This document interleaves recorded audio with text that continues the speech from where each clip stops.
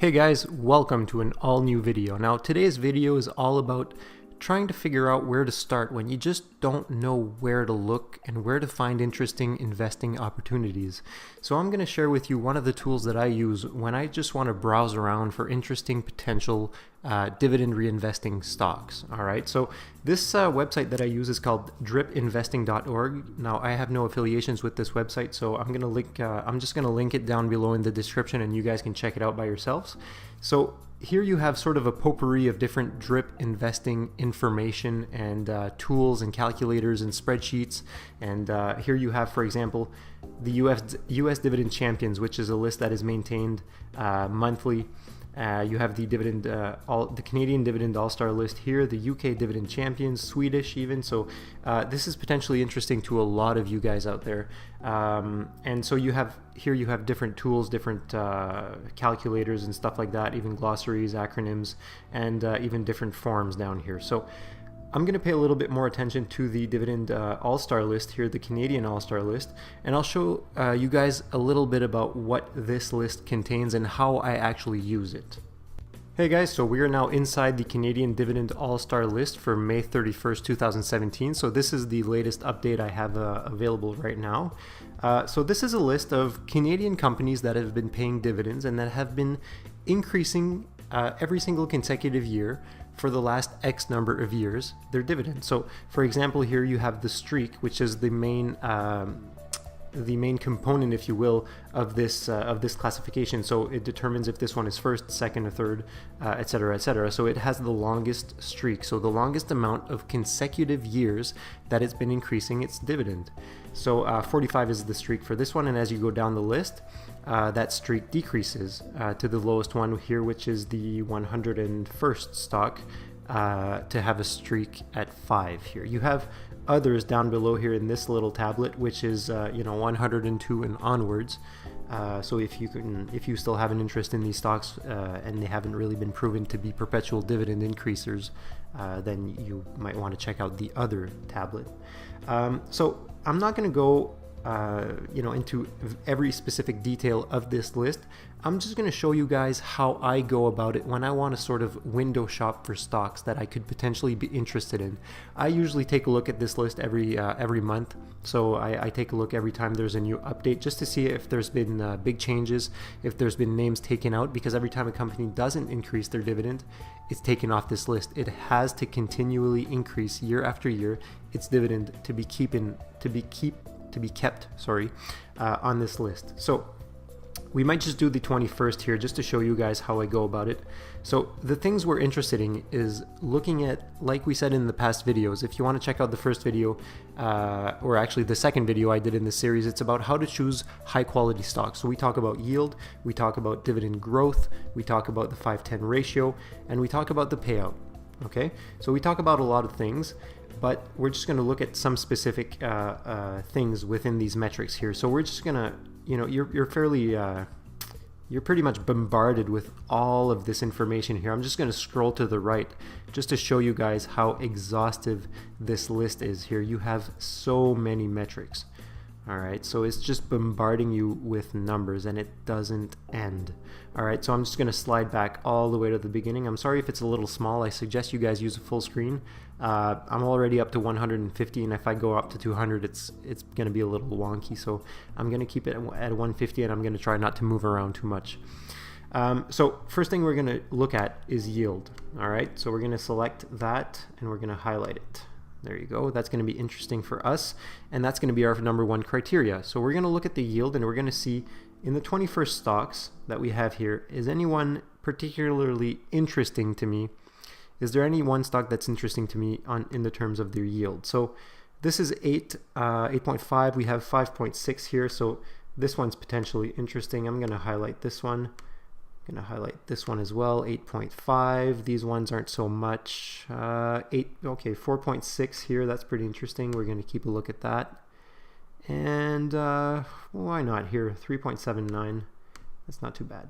So we're going to keep these. So that's our first screen. We're eliminating all the stocks that we're not interested in because of their lower yield. And we're going to keep this one. And actually, I haven't seen this one. So, all right, 3.99% yield dividend. Okay. So we're just going to scroll to the right now as we keep this information in our heads, and we're going to look at the percentage of increase.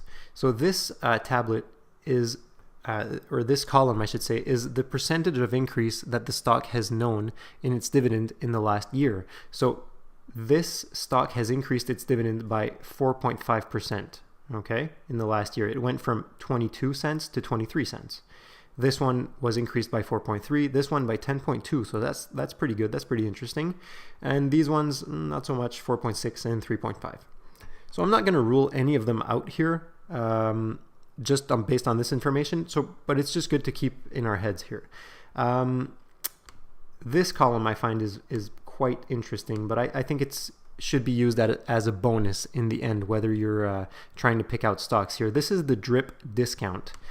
Now, this company, if you abide to their DRIP policy and choose to do that automatically, it's going to give you a 2% discount on every stock that you buy via DRIP. Same thing goes for this one, 2%. Same thing for this one. Same thing for this one. And same thing for this one, actually. So all of our selection here, giving us a fairly good DRIP discount. So that's quite interesting here.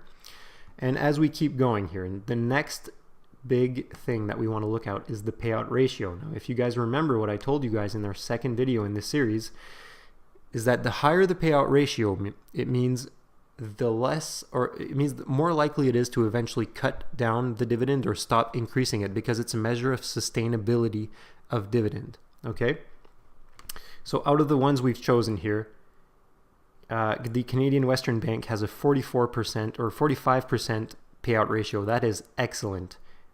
Look at this one, guys, 203. Now, other than look at the company's names, I have no idea what the company does, what the company's financials are. This is sort of a stock screen, if you will, that I like to use and that I do myself. So as you can see right off the bat here, guys, except this first one on top, all of the other ones are way too high. Whatever is higher than 70% in my book is too high. So 100 here, almost 300, 390, that's just ridiculous, 200 here. So we are going to rule all of these out. We are going to take the highlight off of these. And so we're only left with one of them. So that was fairly quick, right? We've done 20 stocks that we've screened, and we're only left with one of them. But we're not done yet. Okay, we're going to keep going, and we're going to keep looking at the metrics. All right. Now we've talked about the Chowder rule. If you guys remember, Chowder rule is on here. So potentially interesting to check that out. Higher than 12, pretty good. So in itself, I'm not ruling in or ruling out any stock based on that. But the one I am using fairly consistently is the 510 AD here. I don't know why they put AD here, but it's the 510 growth ratio. Okay, so the dividend growth ratio. How has the dividend growth been in the last 5 years compared to what it's been in the last 10 years? Is it higher than 1 or lower than 1? That is, if the ratio is higher than 1, the tendency has been to increase the dividends by a higher amount in the last 5 years, or by a higher percentage in the last 5 years, than it has overall in the last 10 years. That means there is a momentum, there is an increasing momentum in the dividend increases. All right. So let's look, for example, at a company here. This is 0.8. So this is slightly under 1, but I'm not too concerned about this. So here we can see that the 10-year average dividend increase was by 13%. 5-year average dividend increase was by 10.4%. And we can see in the last years, here the 3-year average dividend increase is only 8.5, and 1 year, 4.5. What does that tell us, guys? It tells us that their increases in dividend are slowing down gradually. And we know absolutely nothing about this company, but what this tells us is that what if the upcoming year is only, this year is only 3.8%? Just going to slide back here. Okay, so 4.5, that's the actual 1 year dividend increase here. So what has that been telling us? That's been telling us that this company is likely to have an increase if the tendency maintains itself. Next year's increase in dividend could be 3%. The year after that, maybe 2%. If the tendency is maintaining itself, it could turn around. They could come back this year with a, 20% dividend increase. I don't know. I know nothing about their financial situation. all that is saying is that this is slightly worrisome in terms of dividend increase momentum. So let's look at a company that has a growth ratio of higher than 1 here. Let's take anything here. So higher than 1 here. Okay, let's look at this one, CCL Industries. So in the last 10 years, they've been increasing their dividends by an average of 16% yearly. And if you look at only the 5 years, the latest 5 years, they've been increasing their dividends by an average of 23% yearly.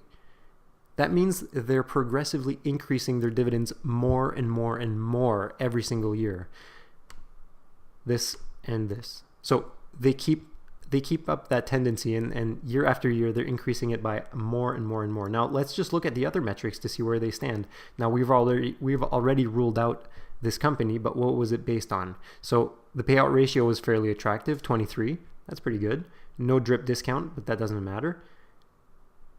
The yield, 0.72. 0.72%, guys. That's pretty much nothing. But what that tells us is that they're paying practically nothing in terms of dividend payout, right? They're only paying 20-some%. They're paying a fairly low yield. But what they're banking on is to get that yield up there and to get that payout ratio probably a little higher up by doing very, very significant yearly increases. So this could be one to watch, but I mean one to watch in what, like 5, 6, 7 years maybe, if they keep up that tendency. But right now, not attractive to us because it only has an under 1% yield actually. So that's pretty much how I go about it. I usually do the whole list. It takes, what did it take us right now? 10 minutes maybe? So it's nothing.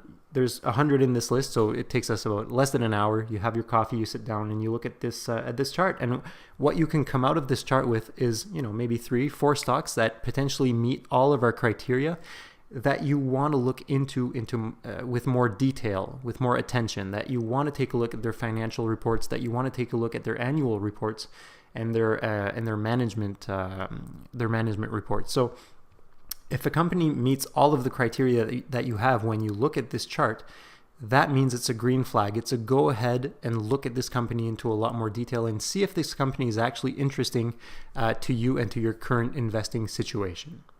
So I hope this video was very useful to you guys. If it was, leave a thumbs up. Don't forget to leave a comment down below. I'm open to suggestions, and I answer questions regularly here in the comment section. So don't forget to subscribe, and I'll see you guys in the next video.